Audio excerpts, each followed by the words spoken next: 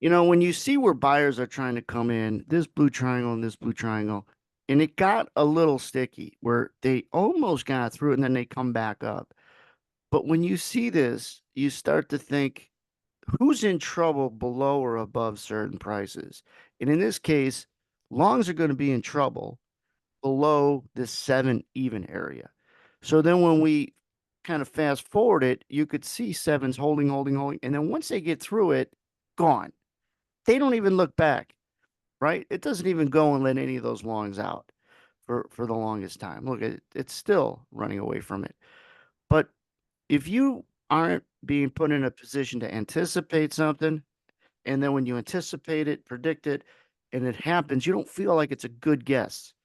If you feel like they're good guesses or you're lucky when your predictions come to fruition, you don't have good tools. You're not going to make a living feeling like it's a guess when you're right. You got to have confidence and say, that made sense to me. It wasn't like, oh, happened to get that right. You kind of understand why you're going to have this downside. When prices go lower, sellers are chasing it, no matter what the product is, what the service is.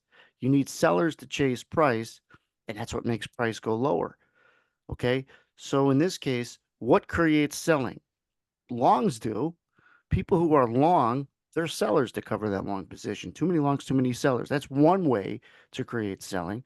Another way is people who want to get short, but they can't. They want to get short and they can't. And so don't kid yourself. There's always people that think this is coming, this downside, but they miss it. They don't know when to get short. And so they end up chasing it. They're sellers, right? So shorts trying to chase to get short are sellers. Longs who are already long and are sellers to cover are chasing to get the hell out. And that's a couple reasons or ways you predict where selling is going to come from. You have to get selling to come from somewhere in order for price to go lower. And so if you think price is going to go lower, I don't care if it's of a stock, crude oil, S&P minis, NASDAQ minis, whatever, you need to find where selling is going to create and have an imbalance versus buying. Selling's got to come from somewhere. And understand that dynamic will help you find tools like we have, but at least help you find tools that are going to address the dynamic that is needed for the damn thing to go in the direction that you predict it's going to go in.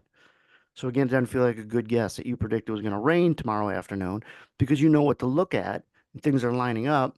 And so it rains tomorrow afternoon. It doesn't feel like a good guess.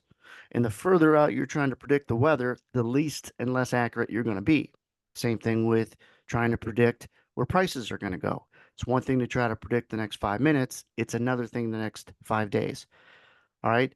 Know that because so many things can happen and will happen between now and 5 days that'll change the rationale of why you thought it was going to go up or down.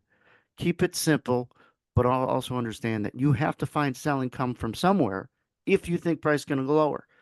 It's not something that, well, it'd be nice to find selling to make price go lower. It's not nice to find it. You need to find it. You have to have an imbalance of sellers over buyers in order for the price of anything to go down.